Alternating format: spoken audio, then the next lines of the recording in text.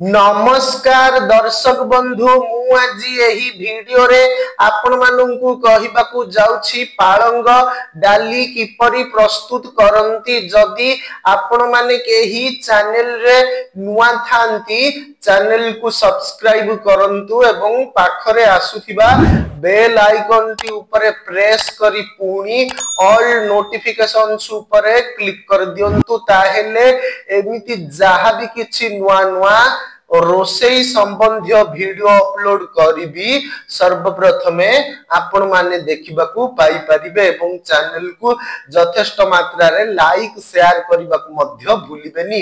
ताहेले चलंतु देखिनबा पालंग डाली किपरि प्रस्तुत करंती एवं एथि पई कोन कोन सामग्री प्रथमे नेबाकू हुए। आवश्यक सामग्री बुट डाली 400 ग्राम, पालंग साग गोटिए बीड़ा, लंका गुंड 1 चामच, हलदी अध चामच, पियाज 4टा, अदा खंडे, रसुण 8 कोला, कंचा लंका 4टा, घी 4 चामच, गरम मसला 2 चामच, धनिया पत्र कटा 2 चामच, लूण अध चामच,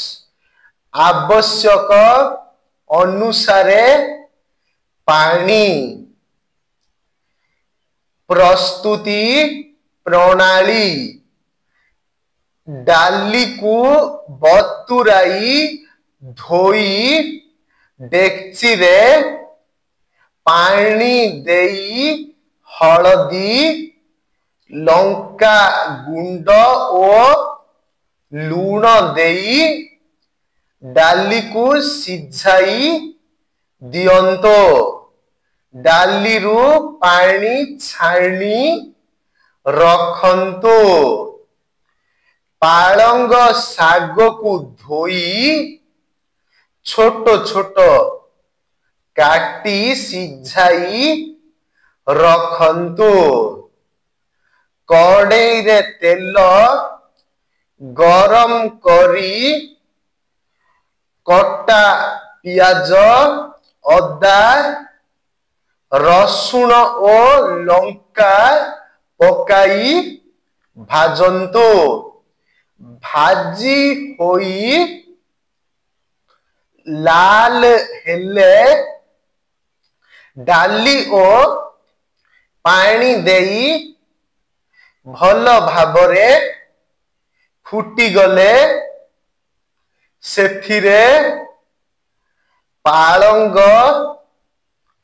साग सिझा गरम मसला देई किछि समय घांटंतो। घांटी सारी ओल्हाई धनिया पत्र कटा पकाई छिंची दियंतो।